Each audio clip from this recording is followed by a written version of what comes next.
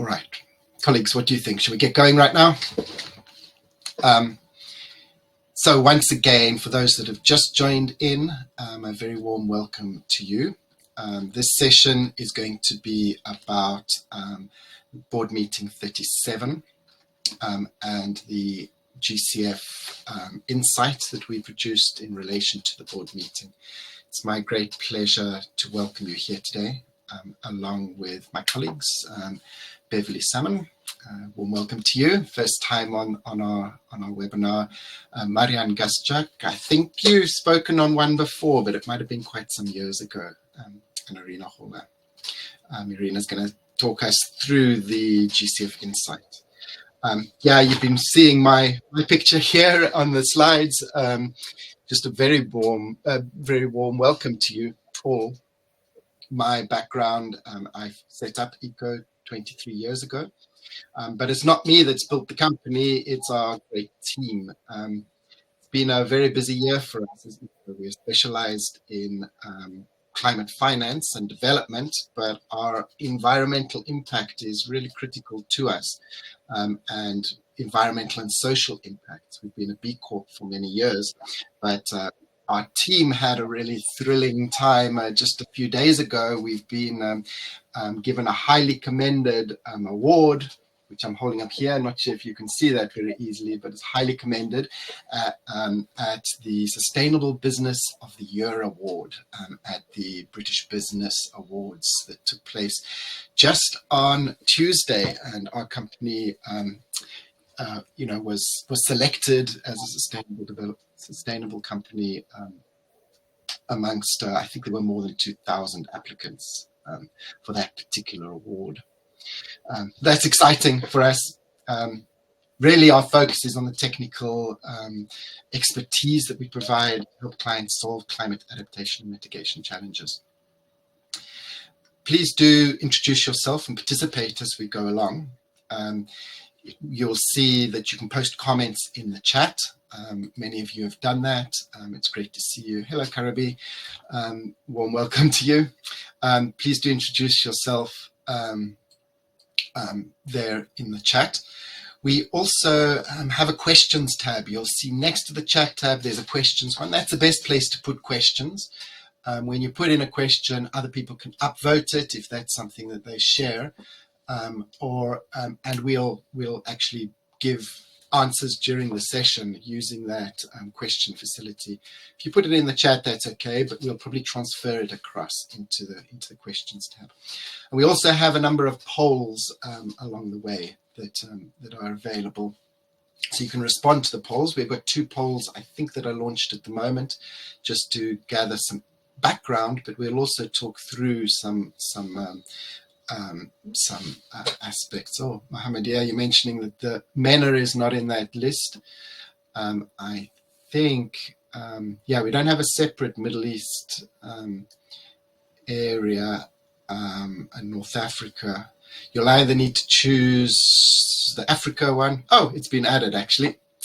Highly efficient background office that is working on this. So you'll see there's another MENA option if that suits you better for that region where you primarily work. Super efficient. Kudos to Jack, Mariella, and other people working in the background on this session. Anyway, without further ado, let's get going, and I'll introduce the agenda. First of all, Dr. Irina Hauler will be making a presentation on the findings of our GCF insight.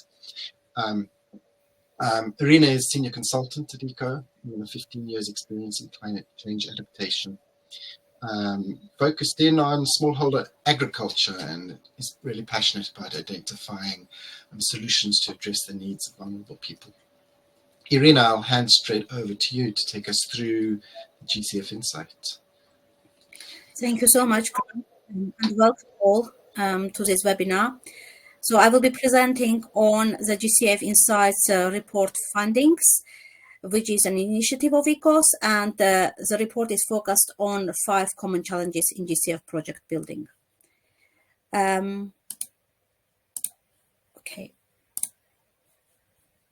Okay. So as I said, GCF Insights is an initiative of ECOS, where we design and administer the survey to a variety of stakeholders who are involved in GCF project development. And based on the survey findings, also interviews with some key stakeholders and literature reviews, we produced a report which findings of which I'm presenting to now. So the survey has been answered by 69 respondents from various backgrounds who have direct experiences within the GCF project development. The respondents can be divided as follows. So 40% of them came from various accredited entities. 13% were individual consultants who work with various AEs. Another 13% were consultancy companies who also work with various AEs. Then 11% came from the NDAs, about 10% from NGOs, and the rest was split between IGOs, SCOs, commercial banks, academic sector, and other sectors. To give you a bit of the background, so prior to developing the report and prior to developing the survey, we sat down and discussed what key areas often come up from our clients and also from frequent collaborators in terms of points of contention. And we decided to focus on 5 key areas. This involved attracting the private sector for co-financing opportunities, friction within co-financing, shortcomings present within GCF country programming processes, capacity issues within project work, as well as a lack of NDA engagement with GCF processes. So the first topic that I will focus on is private sector finance. As of 2023, the private sector accounted for 35% of GCF funding, representing 50 projects. Arguably, the GCF has taken the lead with private sector inclusion within the climate fund landscape, positioning inclusion as an institutional goal to be improved upon consistently. So here we ask the question, how can the GCF better track the private sector for co-financing opportunities? And responses varied, but recommendations for capacity building efforts, de-risking investments, and the less cumbersome approval process were mentioned by a number of stakeholders. And the one respondent to quote said that private investors will not invest in proposals of funds that are too complex with multiple layers, multiple governance, and hundreds of pages of requirements. The second area we focused on is co-financing, and this came up because of the challenges born out of the GCF co-financing process and the concept of co-financing itself.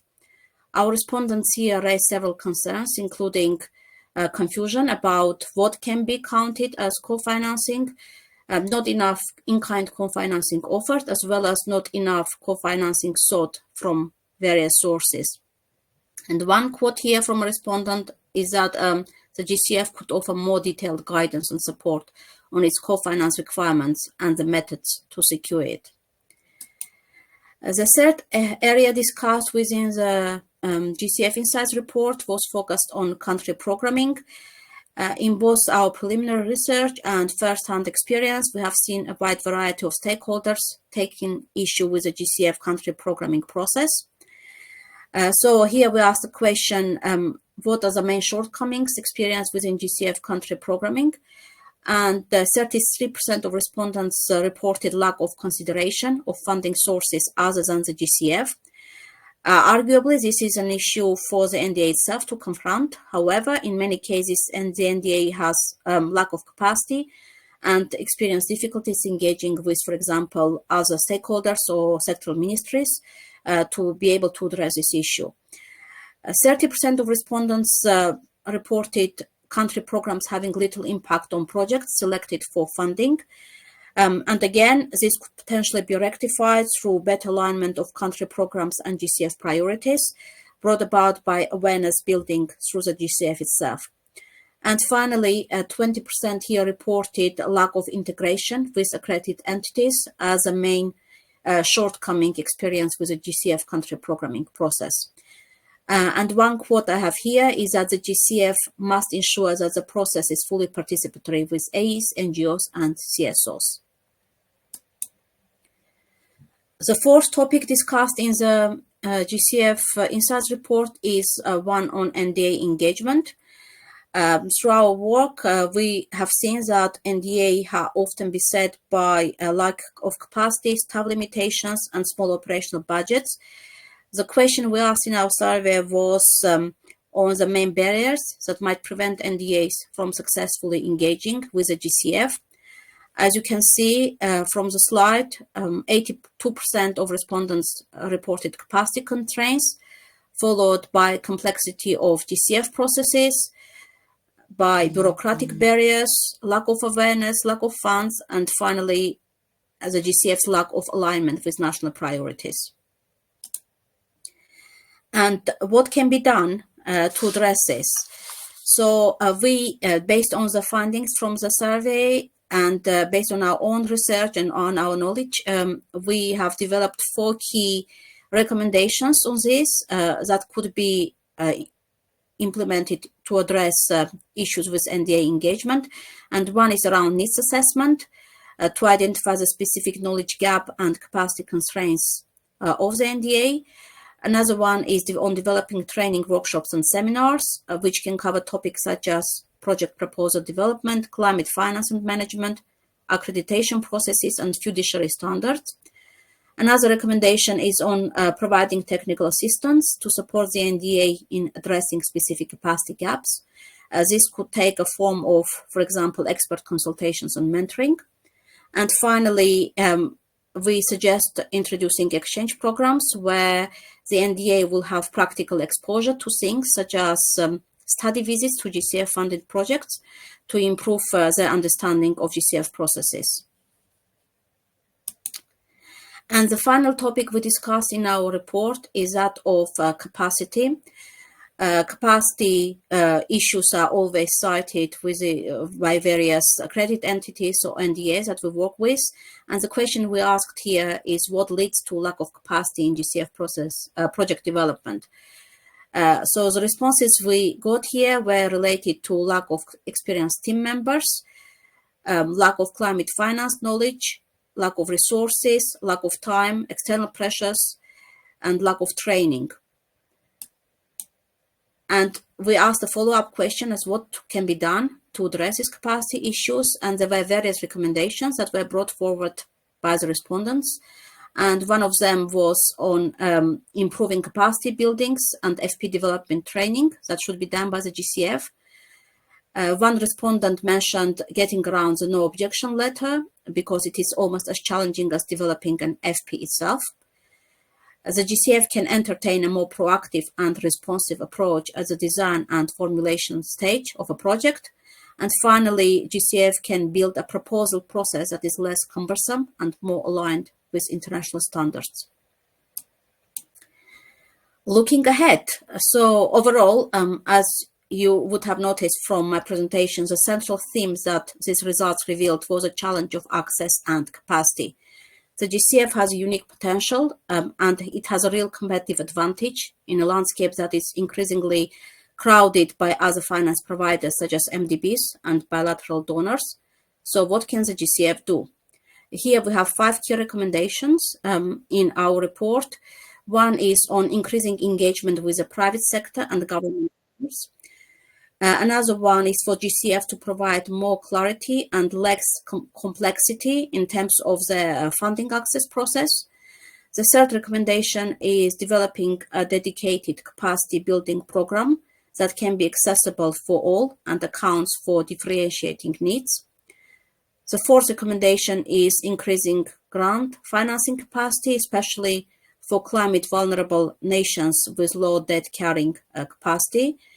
And this can be addressed, for example, in its second replenishment cycle.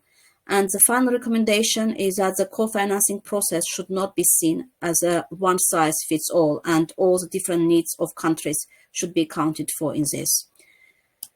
That is all from me. Thank you very much for listening. We will include a copy of GCF Insights report in the that we send out after the webinar, but you can also download it directly via the link in the chat. If you have any questions related to what I've presented, please add them to the questions tab and we will respond to them during the Q&A. Thanks very much. Fantastic. Thank you very much, Irina. So please do, if you have questions, write them into the question tab.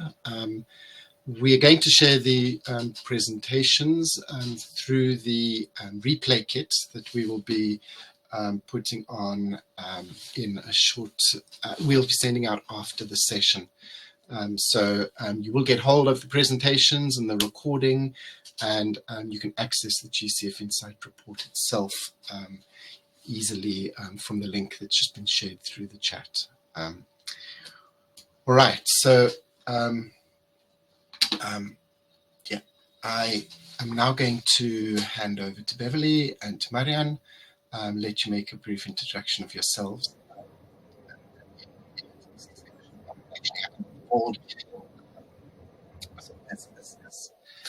There are a number of elements of the GCF Insight that will also appear in the board, including that question about grants and the provision of grants out there. Beverley, over to you first. Yeah, thanks, Grant. Yeah, just to introduce myself, I'm very new to ECO, and so it was a real privilege to be able to take part at the GCF board meeting. My background is more in the implementation of projects, and have worked in LDCs for a number of years. I think, Marijan? Yes, thank you. Hello, everyone, and really glad that I have a chance to participate in this webinar and pass some information. Yeah, my name is Marijan. I've been with ECO for the past 10 years. I'm a principal consultant. Over this 10 years, I have been heavily involved in many aspects of the GCF project development, including developing the projects itself, the emphasis on the economic and financial analysis as well. So I have, I would say, a good understanding of the process and the historical development of the fund itself. My background is in energy and agriculture, covering several other areas as well, but these are like my sweet spots. And yeah, that will be it. Thank you. Yeah, so I think we're just going to move into a kind of discussion on the activities over the 3 days of the board meeting itself. So we'll be involving all our colleagues as we go through this presentation. It was just in the middle of October, so not very long ago, so it's still kind of very pertinent in our minds. And it was a really interesting point in terms of just coming off the back of the replenishment conference, and also now in the build up to COP28 in December. It was also, of course, Mafalda Duarte's first board meeting as the new executive director. So that was a really interesting kind of point, especially in regards to the strategic plan that's been developed. I think as Grant has already mentioned, we were very privileged to be able to sit in the private sector active observer seat within the board meeting. And as being new to this process, this really did give me a kind of unique opportunity to hear about the inner workings of the board itself. And yeah, it was an opportunity for us to step into that role, but of course there is a bit of a sad story behind that. Is Margaret Ann Splawn from CMIA, who is the official private sector active observer, is quite seriously injured in a cycling accident. We really do wish her well, so that she recovers quickly and fully from that. But yeah, we stepped into that role on her behalf and on behalf of the CMIA. So I think probably kind of pertinent to lots of people who've joined us in this webinar, kind of starting straight to the point, which is around the portfolio of B.37 in terms of the funding proposals that were up for approval, as well as accreditation and re-accreditation of the entities. One thing that was very interesting for me, being new to the GCF, was around the purpose of the role of the board itself in the stages and process of the approval. All 15 projects were approved, and all of the accreditation and re-accreditation of the entities was approved. And so it's kind of understanding if this is kind of unique or is this a kind of normal process. I did note that in the lead up at the ITAP, so the Independent Technical Approval Panel, or Assessment Panel, sorry, there were 18 that were up to be considered. 2 were sent back and 1 was withdrawn. Grant, I don't know if your feelings on kind of the purpose of the board being the final rubber stamp and this being a kind of normal process that most do at board level. I mean, it's a good question. When we see the proposals at the board, well, they get put onto the GCF website ahead of the board meeting. But there is a whole lot of discussion that takes place and a process that is a few steps behind that. So indeed, I think your observation is correct, Beverley. When you get to the board meeting itself, it is mostly, almost entirely, if the project is at the board, it gets approved, with very, very few exceptions. 99% will go through, because by that time the project has been discussed in a lot of detail. Board members have met prior to the board meeting itself with the accredited entity. There are discussions taking place at that sort of level, and the entity responds to comments and questions raised by the board meeting in the lead up to the board meeting itself. The ITAP, there's been some controversy around the ITAP in the past, and now the GCF's report gives a bit of a summary of it, so at least we know how many projects went to the ITAP, how many didn't go through. In this case, 1 from a direct access entity and 1 from international accredited entity were both not recommended. I think one of the observations that I kind of definitely found from kind of following the board process on the day was the kind of impact or effect of lobbying and the kind of political kind of element of kind of the statements that are required from a political point of view when it gets to the board level. Particularly, there was a very kind of pertinent issue that came up around the systematic approach to the board with regards to certain elements that were included within the detail of the funding proposal that were objected to by one particular country at each point. And so it was much more of a political platform than a technical platform. Yeah, I think it is a political process. When it gets to the level of board meeting, it's a selection. Even with some of the CIC meetings at the GCF, the projects they select, perhaps it's politics with a small p, but the projects they select are carefully crafted. At least that's my view of it. Carefully crafted, so you've got a mix there. But then, indeed, in this particular project, we have, in this particular board meeting, we have 12 projects were from international credit, only 3 of them from direct access entities. And that part of it doesn't look great for the GCF. In terms of, I mean, this slide also is one of the factors that also was interesting me in terms of the breakdown of the portfolio that was put to the board. We see kind of 10 public sector proposals, so 2/3 of the total number, but accounting for just about 50% of the actual funding. And so from 5 private sector proposals, there's a much higher value on the proposals that were put forward. Is this a good weighting? Should we be seeing larger funding proposals from the private sector, or should it be more evenly split so that there is a wider opportunity, or is this the place where impact and scaling could really take place? Yeah, good question. That's the private sector. The private sector question. What's important to remember with GCF is that if it says private sector, that doesn't mean the accredited entity is a private sector entity, but just that its main beneficiary is private sector. So if you look at the portfolio that they're approved, yeah, these are larger projects, and they are, the private sector ones are IFAD one. Well, IFAD is not a private sector organization. Marijan will speak a little bit about that just now. African Development Bank, also a public sector organization, but putting forward, in this case, the Rwanda Green Investment Facility. So it's geared for private sector.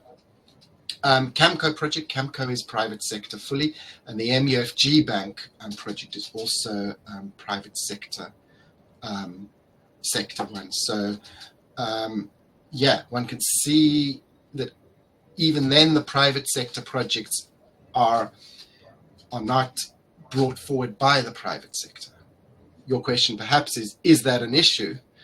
I don't know. Interesting to hear from participants of this webinar what they think. And Marijan or Irina, also please do feel free to give your inputs onto that. Indeed, Marijan, why not comment and then take over for the IFAD project as well? Mm-hmm.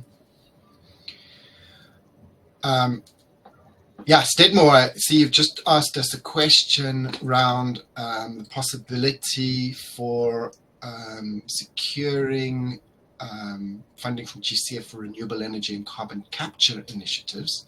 If the answer is yes, how can electricity companies apply for support? This comes, I mean, it's really relevant to your question here. The answer is yes, there definitely is potential for that. In fact, from this, depending a little bit, Stedmore, whether your question is renewable energy together with carbon capture or not. But in this portfolio of approved projects, energy access and power generation made up 19% of the funds. So a very substantial portion of it. And the only sector results area for GCF that was bigger than that was health, well-being, and food and water security projects. That includes the IFAD project Marijan will talk about just now. So the answer is yes. How can companies access? That's the big question around access, isn't it? So, is it possible for an electricity company to apply and access this type of funding? I'm not sure what detail you want to go into, but of course there's a process, isn't there? For GCF, accredited entities, you need to be accredited. And we see intermediary organizations working in that accreditation role.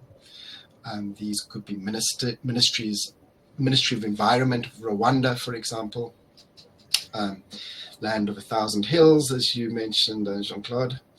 So a ministry can put forward a project, but mostly accredited entities are organizations that are these like type of market facilitator organizations. So electricity companies don't usually apply directly for it. Any thoughts, inputs, Beverley, Irina, Marijan, on this aspect?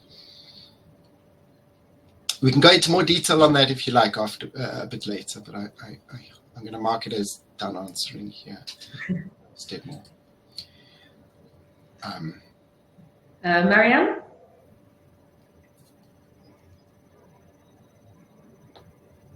Thank you. Sorry, I just needed to change the slide. Yeah, well, thank you. Just continuing on this discussion about the private sector engagement, I think this one is a really good example of how, the GCF money can actually mobilize private investments, and I think that's really something that we're talking about here. The GCF trying to actually, or accredited entities trying to use these funds to address certain climate-related market failures. So I'm kind of fund personally with this type of project. What I would like to present to you now is this International Fund for Agricultural Development run project that was approved during the last board meeting. What's interesting about it is actually it's a financing mechanism, basically having credit lines in 4 separate African countries. 4 credit lines running from IFAD, blending the GCF money with IFAD's money, and then channeling that through commercial banks in 4 different African countries. So on lending, all the way down to the smallholder farmers and micro and small management companies that are related some way to agricultural production. What's really interesting about it, I must say, is that with the GCF, we don't often see a lot of loan-based financed adaptation projects. And they're like, and speaking with the GCF, I mean, we're developing a lot of economic and financial analysis, and I mean, we have a lot of interaction with the GCF on this matter. There is a constant, constant question about using financing instruments and justifying concessionality and so on. I think this is a really nice example of, just attracting private investor, making things really interesting, making the carrot sweet enough to attract private sector through lending from commercial banks and getting the funds from the GCF through that. So this program was approved. I would like to mention that that we are proud that ECO actually participated and supported IFED in the development of this large project. It's 200 million project, 55 million coming from the GCF. We did not really develop the project itself because it's really a large one, and there were many companies, and many different aspects related to feasibility studies needed for such a large project.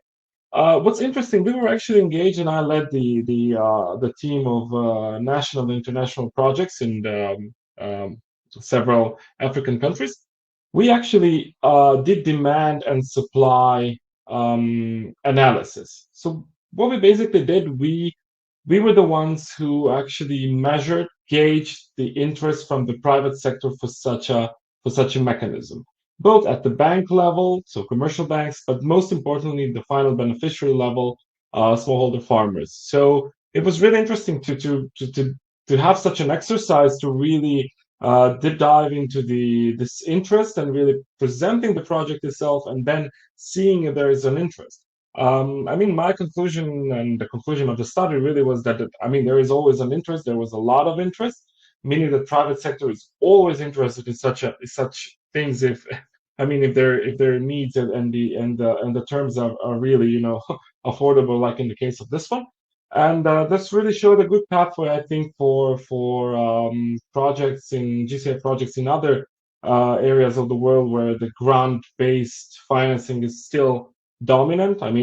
Market creation is something that should be in focus, and those countries should at some point also be able to actually get into the position to have such a mechanism such as this one. Just in terms of what else we did the macroeconomic analysis of what's the entire adaptation potential in agricultural sector of those countries.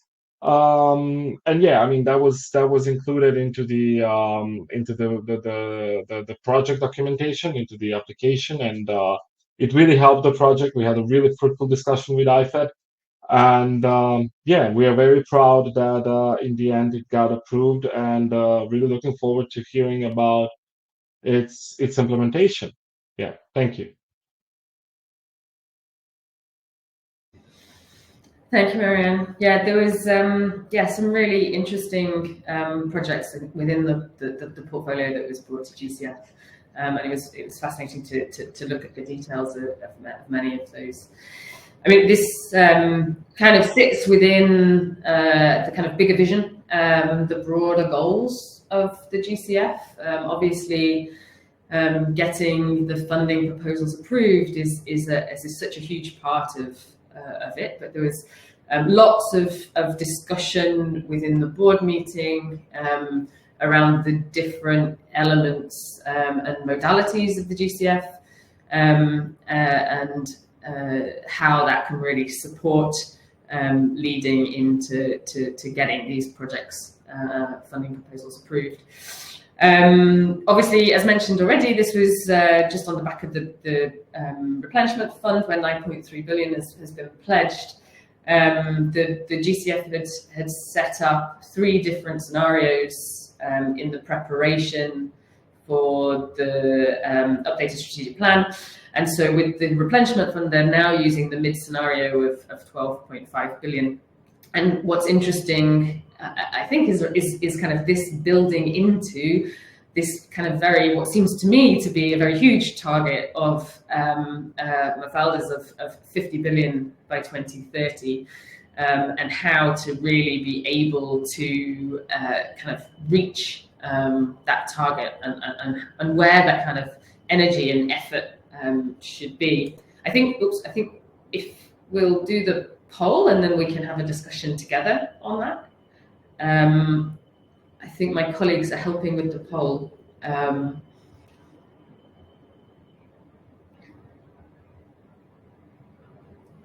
think that should be there. Okay. I think now the poll should be there for you on your screens in the poll section. So we'll just give you a few moments to consider this question, and then we can move on.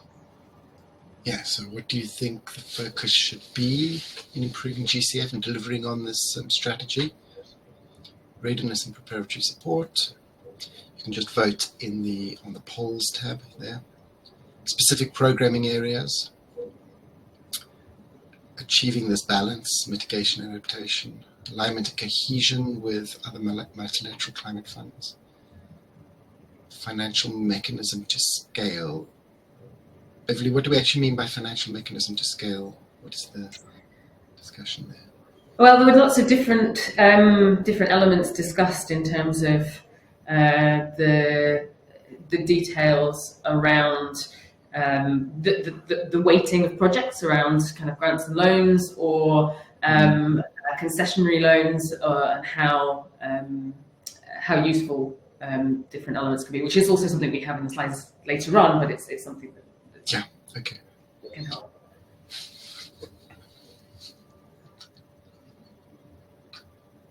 How are we doing on everyone had a chance to vote on this? So we can put up the results, I think. Okay. Is there a way to display these results? I don't know if the results are displaying or not, but I can just read that through. We've got a majority of people went for the Readiness and Preparatory Support Program. That's still some votes coming in, but it's around 50% on that. Alignment and cohesion with other multilateral funds, 25%, let's put down that. Financial mechanism to scale is coming next, and then there's balance and specific programming areas are down at 10% levels at the moment.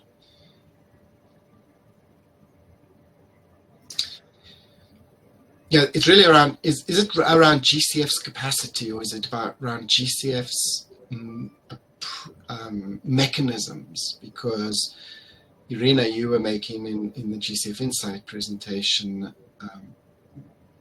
the point that there is a capacity question at the GCF, but also just in terms of access mechanisms. You know, the complexity was one of the points that was raised in one of the areas that are there. And you raised quite a number of different constraints. Hugo has asked that particular question as well. What is the capacity of GCF to address issues? I don't know if now's an appropriate time to just give a little bit of an answer to that. Of course. Thank you, Grant. It's an excellent question, Hugo. So far, the GCF has undertaken a number of measures to address some of the challenges that I discussed in my presentation. They provide capacity building support, for example, to NDAs to strengthen their ability to engage effectively with the GCF.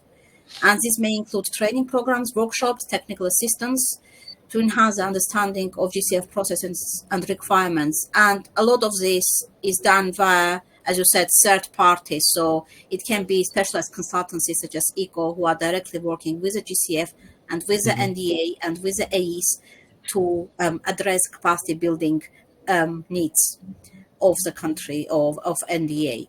GCF also works with countries to develop country programs that actually align with their national priorities and climate goals. This doesn't always result in a positive end result. However, it does involve close collaboration with NDAs to ensure that GCF-supported projects meets the specific needs and context of each country. GCF also facilitates engagement platforms and dialogues which foster communication between the GCF and NDAs. And these platforms provide opportunities for exchange of information and addressing challenges faced by countries.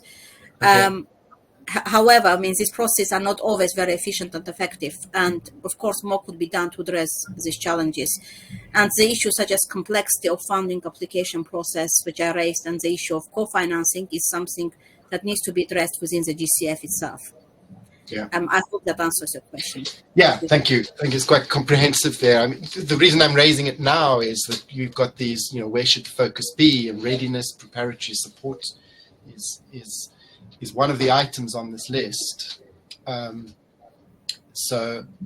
that's one of the mechanisms by which GCF is working to address some of the capacity barriers that exist.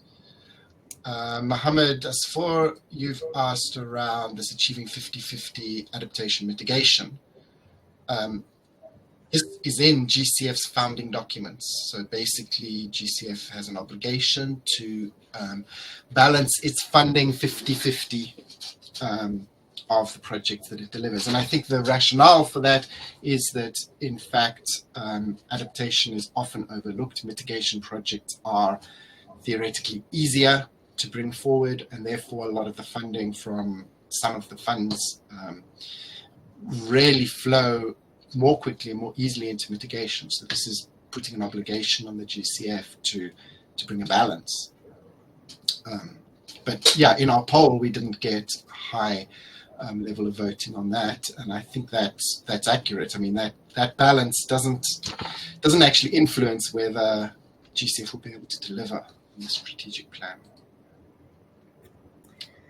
It was interesting kind of also looking at the in this kind of comparison with adaptation and mitigation, but also how the focus of other funds as well, and how the GCF can really align itself or complement the other larger multilateral climate funds that are out there. One of the kind of announcements at the board was around how going to COP28, the GCF, GEF, CIF, and AF are all going to be sharing a stage to really try to build cohesion between the different climate funds. And so perhaps through that, there's also a cohesive and collective energy towards kind of delivering on the strategic plan. But I think, I mean, my take also from this is both from GCF insights from ECO's work that we've done in the run up to this, and also from the results of this poll, that the readiness and the preparation kind of stage of access to the fund is just such an important part of the work that needs to be done. I think that's been coming through very, very clearly from all of the things that I've been listening to. This was one interesting comment that Henry Gonzalez made when discussing this, which was around it hard to be fit for purpose when you have a one-size-fits-all model. And this seemed to be a kind of really kind of tense element within the direction and opportunities and innovation for the GCF, seeing themselves as being a kind of leader in terms of a new approach and kind of new opportunities for access to climate finance, also within building up this adaptation, also within building up the presence of the private sector. But I think also within the work that through GCF Insights and the readiness approach, it's really also looking at the difference between accredited entities, so international accredited entities, and direct access entities. And so how can the GCF build this model which enables access for everyone, when what we're seeing is two very different types of entities kind of clamoring to get access to the fund? And I would just like to add to it. I totally agree with you, Beverly. I would just like to add the fact. I mean, GCF has been around since like 2015. I mean, it's a relatively new fund. And but there are already ongoing projects all over the place. I mean, all over the world. So it will be really interesting to see once those projects end, how did they perform? That what were the lessons learned, like specific lessons learned, and how were those embedded into the GCF processes and so on. I mean, obviously, since we are actually working constantly, we know that I mean, to some extent, those lessons are embedded. But I mean, more transparent way of doing that and actually embedding that into the strategic vision, I think it's something that's needed from my side at least. Yeah, I mean, and in response to that as well, it was interesting to see Camco's funding proposal, which was its second round. So it's a previously approved project that's now come for phase 2. And so therefore it's already kind of demonstrating its impact and the success of the funding that it's received from the GCF and is coming back for more. It's also a very large private sector project focused on adaptation. So that was also very interesting to see as well. This was an interesting point that was also debated within the board around the environmental social governance within the GCF, both in terms of the investment, the trust fund, its investment funds, as well as the kind of picture of the accredited entities that are coming forward and how much kind of fossil fuel investment is based within the funding portfolio of the GCF. Grant, I don't know if you have some kind of comments or thoughts on this. Well, here we go. I'm unmuted. Yeah, this is one of those things which it's a difficult one. Should the fossil fuel industry finance climate change projects? And it tends to divide people a lot between yes or no. And that was one of the discussions in the debates there, with even some people saying, to the quote here, some fossil fuel-based companies have better environmental approaches and ESG approaches. Well, yes, but huge emissions and contributing really to the problem, making the problem. Right now, just in the lead up to the COP, the big issue, at least for me at the COP, is going to be the loss and damages fund. And there is a similar debate going on, but in a way oriented the opposite way around from GCF, because people are saying that loss and damages funds should be strongly funded by countries producing oil. And you can imagine that's quite a controversial topic, but indeed the polluter pays approach, and basically, causing the problem, digging out fossil fuels and emitting them into the atmosphere is the root of this problem. So funds should flow from there. That's at least my personal perspective. Yeah, I think there was definitely the feeling raised by the board itself, but also from the civil society active observer around limiting funding proposals that come from accredited entities that have investments in fossil fuels and really kind of digging into it. So making them pay and not providing them with more funding opportunities. Mm-hmm. Just move on to the topic of regional presence. This was also a big issue, or there was a lot of discussion during the presentation of Dahlberg's research on the ideas around regional presence. It obviously really links into the GCF's approach to trying to improve access and to be able to deal with some of these issues that we're talking around capacity. And this is one kind of potential methodology for addressing this. But at the same time, there was a lot of debate around kind of what that should look like and what that would potentially mean. The principle and kind of stipulated here within the feasibility study here was that the way that the GCF currently engages with regional and country stakeholders creates operational bottlenecks along the program cycle. But it was actually kind of Mafalda Duarte who really questioned the kind of thinking around whether kind of regional presence and what that should look like was really going to have an impact for that access.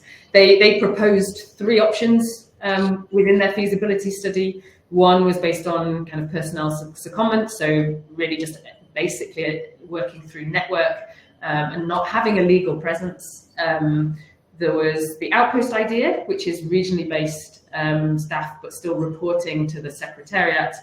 And then the office approach, where there's a regional head with regional staff located and with a legal presence in country. I think we've now put this also into a poll for you to kind of take part and put your thoughts on around whether there is a benefit to having established regional heads with regional staff. I know that it was one of the kind of questions around the innovation of the GCF being able to stay potentially as a centralized model, but very interested to hear your thoughts on whether you feel that the Green Climate Fund should have establish a stronger regional presence.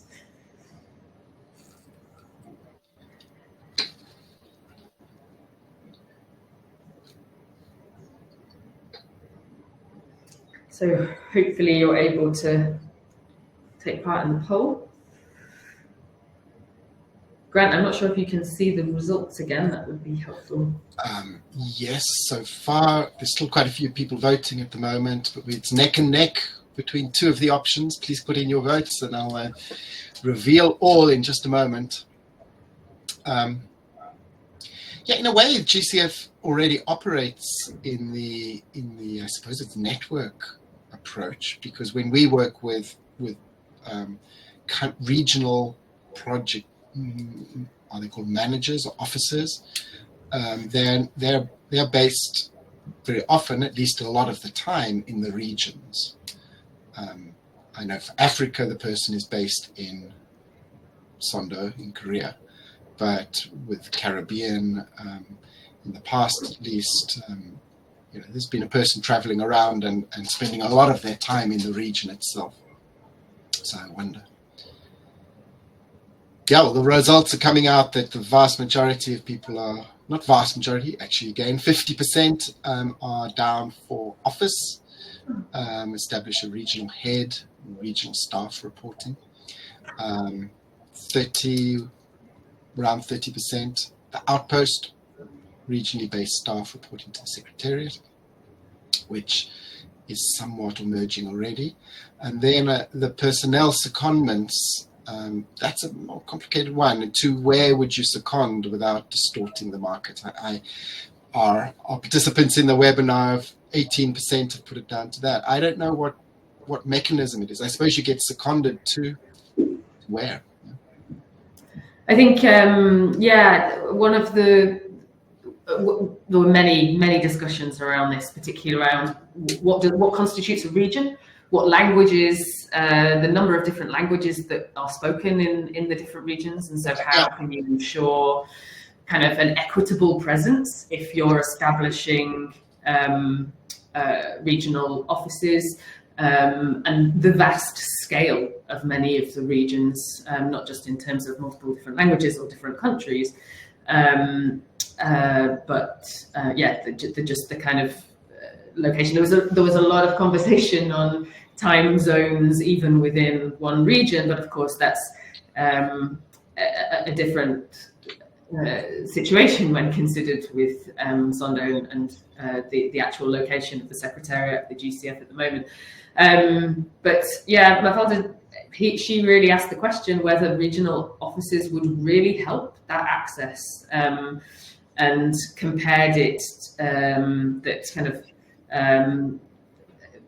multi-development banks say that being closer to the client is really important, but they are originators, and that the GCF, we work through accredited entities. And I thought that was kind of quite an interesting comment coming from Mafalda herself, especially when part of the approach should be looking at kind of supporting the kind of national based organizations in order to support access to the fund. Yeah, origination is key, and accredited entities not there. Marijan, you were about to say something? Sorry. Yeah, sorry to talk over you. I just wanted to mention that I mean the GCF actually has the network of people. I mean they have NDAs, so every country has its own, let's say, GCF focal point. So the real question I think is, did that concept, is it not sufficient, or did it fail, or I mean, apparently it's not working since there is a question of regional, let's say, disbursement of the fund. But yeah, just wanted to flag that's one of the things to consider as well. I mean, just that there is a question: do NDAs work or not in this context? I think that was also definitely seen in our GCF insights, right? It was around NDAs and being able to build that capacity. Yeah, does having GCF in a region actually change that? I'm far from convinced myself. It's really around capacity. It's around GCF's capacity. And, to reach that vision of 50 by 2030, $50 billion by 2030, they're going to have to scale way more than, it's 7 years from now, to 1.5 funding rounds for it. It's going to have to be some very substantial changes in capacity. Yeah, well, we're pretty much out of time. Do we want to continue on any of these topics? I realize people have to leave. We will, of course, get the recording to people as well. But if you can stay on, maybe we'll just close off a thing and see if we can address some of these other questions as well. In terms of the presentation, do you want to cover anything more, Beverley? No, that's fine. Yeah, we can go to any extra questions. Yes, let's just address them, and I'm going to do them, I think, just from the top down. Continuing the question of how does GCF deliver, Jacob is making a really good point between this trade-off between speed and quality. And I would insert into that is, does a slow speed mean higher quality? And that isn't a given either. But yeah, approval process is long and complex. But these are big projects as well, aren't they? Thoughts from my colleagues on any of that?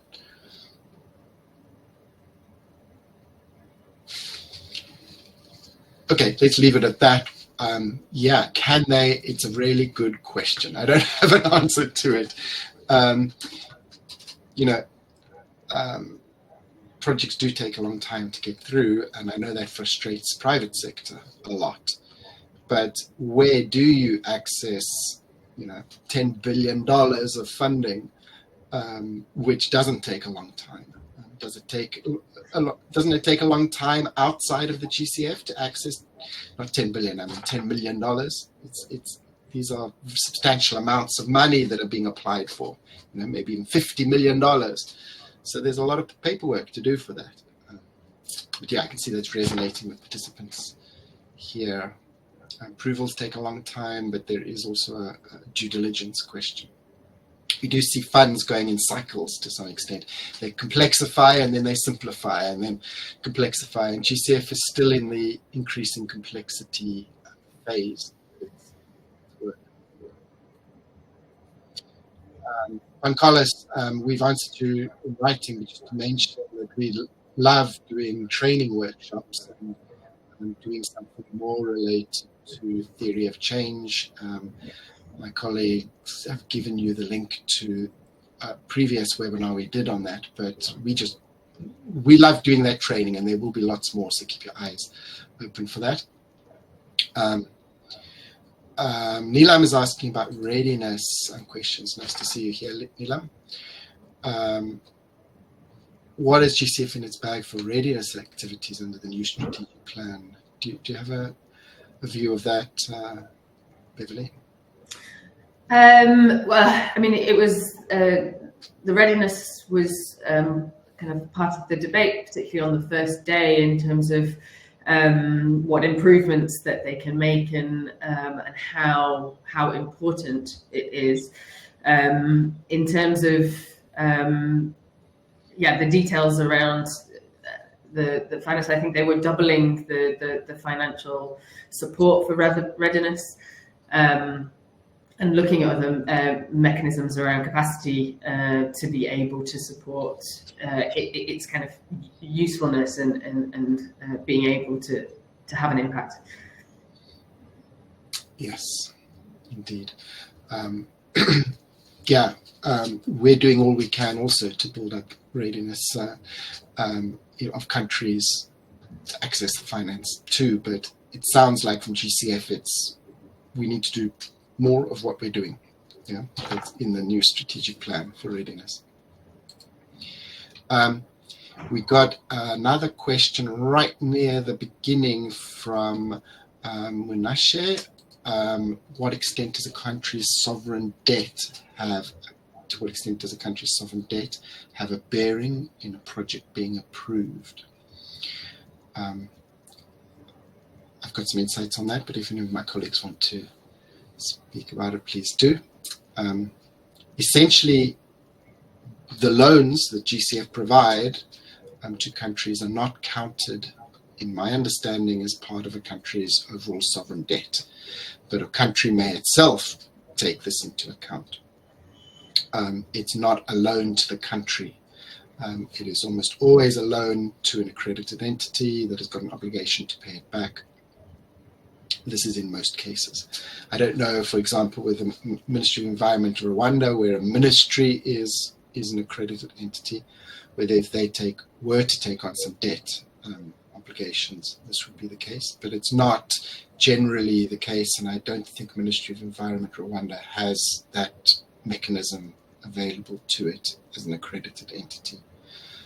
So answer, and please correct me if anyone else has further insight into it, is that it's not taking a bearing on approval of projects from the GCF's point of view.